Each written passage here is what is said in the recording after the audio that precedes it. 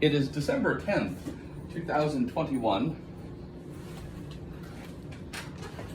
My name is Brian McKenzie, and I'm interviewing my mother, Linda McKenzie. Linda, when were you born? 1942, Oh, what day? May 20th, Were you born at home or in a hospital? hospital, Seattle General. It's no longer there. Oh, where was Seattle General? Downtown Seattle, Like what's there now? some office building. I'm really not sure where it was. I was kind of small. Columbia Tower, my sources say. Really? Yeah. So, tell me about your parents. Well, my mom and dad met at the University of Washington. He was a scholarship football player for the Huskies, and she was going to school principally because her father's uncles had a bank in Denver and were willing to support her going to school, and one of her sisters as well, because they had it in their minds that since my mother's father was not a particularly good provider, he was in and out of different jobs throughout his life, that the girls would be teachers and they would support their parents in their old age. So that was the idea of providing money for them to go to school. So anyway, they were both there with the luck of having a scholarship and having relatives with, kind of subversive ideas about what they were going to do with that education. All right, so hold on just a second. What was your mom's name? Fern. I see. And where was she from? She was born in Seattle, although her father was from Denver. That's where the Keelers, that was the name of her parents, was Keeler. Okay. And was her mom from Washington State? I don't know. She was of Scandinavian heritage. What was her name? Karstensen, a good Scandinavian name. Okay. So Nina Karstensen, daughter of Scandinavian Martha. immigrants. Mm-hmm. And Fern's dad was named George McKenzie. George Keeler, probably, right? Oh, are we talking? I thought you said my dad's. No, Excuse that's me. about Fern's dad. Oh, But okay. his name He was was also George, wasn't it? George Washington Keeler. Yeah. He was born on George Washington's birthday, so his family took advantage of that and called him George for George Washington, and Vernon for, boys and girls, do you know? Vernon for? Mount Vernon. Cool. So Jack, so Fern's going to college because her uncles, the Keelers, the bankers from Denver, are paying for her to be a teacher. Right. What did Fern's dad do for a job? Well, he was many things. He used to have a candy store with a friend of his in Seattle. But principally, I knew him as a plumber. He did plumbing for homes, and as far as I know, he was freelance. He would hear about jobs and he would kind of go around and do a good job.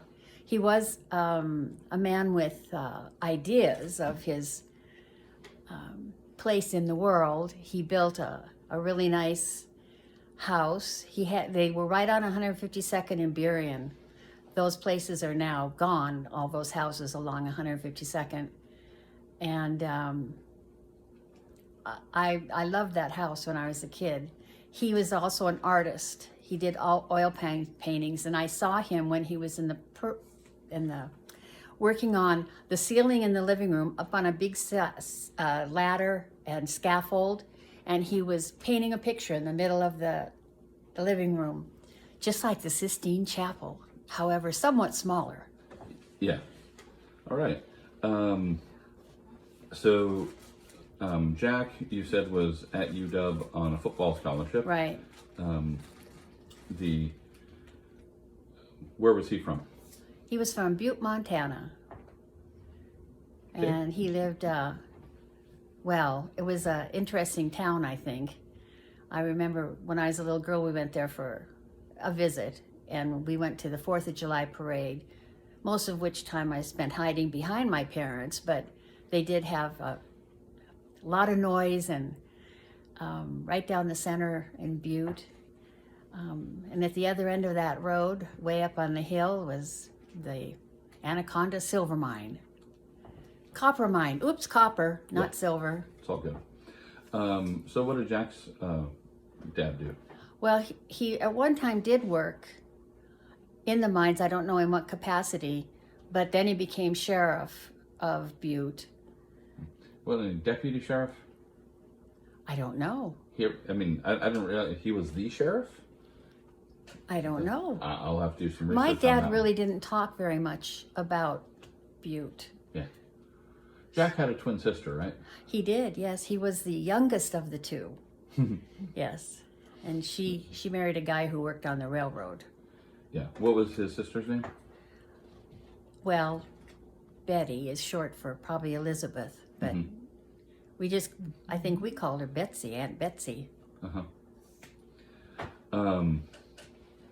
And was his dad from Butte? Well, I always thought, probably wasn't listening, I always thought that he was from Scotland, but it turns out he came to Canada, or he was maybe born in Canada. You've been doing some research, I think, about that, and so I was always so disappointed. I wanted him to be from Scotland. Yeah. Did he have an accent? He died before I was born. So Oh. and my dad never told me that. He didn't, I don't know, just never talked about that, I guess. But yeah, pretty sure he was born in Canada. So if he had an accent, it probably would have been Canadian. Was your grandma still alive? Oh yes, I did know Grandma Linda. Oh, so you were named for your grandma. Possibly. At that time, there were a lot of Lindas because there was a famous actress, Linda Darnell. She was really quite lovely brunette. So it could have been for her or for my grandmother. She spelled her name differently, though. She was Lynda, and I'm Li. So she is supposedly a woman who got around. Oh dear. I think she'd been married before, and she had a child who was stillborn. And then she married my grandfather, and they had their children. She's supposedly from like Wales, not from Wales, but the name Custis is her last name. Coombs is her last name, Right. and that's supposedly a Welsh name. It is. But I don't know about that. No, it's true. My genealogical research confirmed. Linda Coombs. Okay.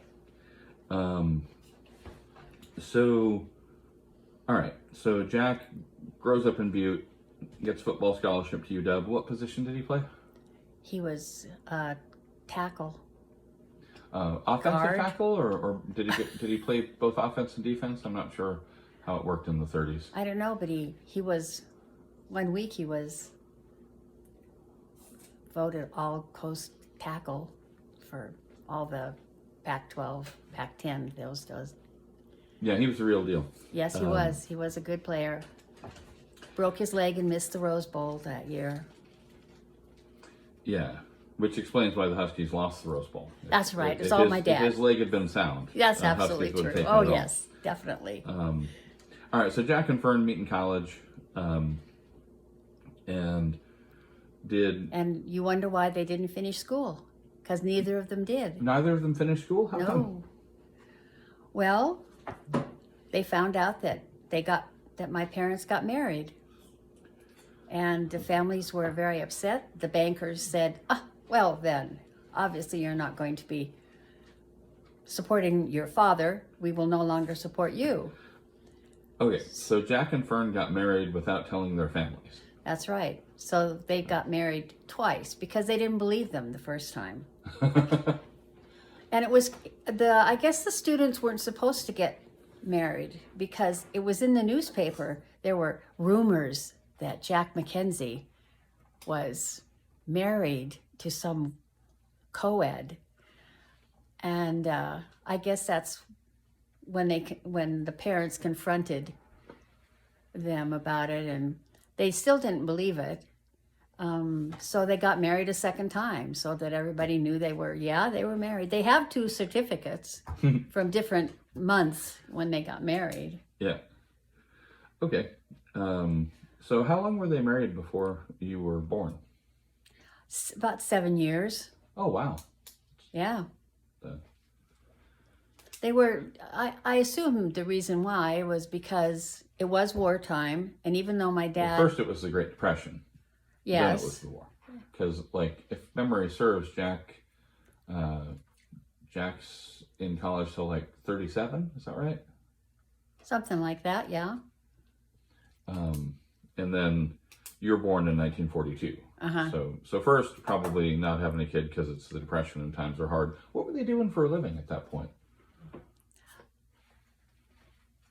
Well, Dad worked at Boeing. Especially when the war came, he was ineligible for the draft because he had broken his leg and it had some sort of lasting effect that he couldn't shoot a gun because his leg didn't work right. I don't know. But he did work at Boeing, and he used to talk about the famous city on top of the plant. I don't know if people have heard about that, but Boeing camouflaged its plant in Seattle by building an entire city on top of it. So from the air, it looked like just part of Seattle, not part of a industrial plant where they're making planes. But anyway, he worked there as a guard. So they put a fake, looked like a residential neighborhood. Yes. If you looked at it from the sky. If Right. you were thinking about dropping bombs, you'd be like, oh, don't drop a bomb here. Where's that Boeing plant anyway? Yes. All right. So he was security. He worked security there, and he did some security work after the war as a deputy in Seattle. And that led to the job that he eventually worked at. He was at Sears as the head of the security department in the downtown store that is now owned by another company, like Target or Starbucks. Oh, it's the Starbucks headquarters in Seattle. Yep. Cool. More later.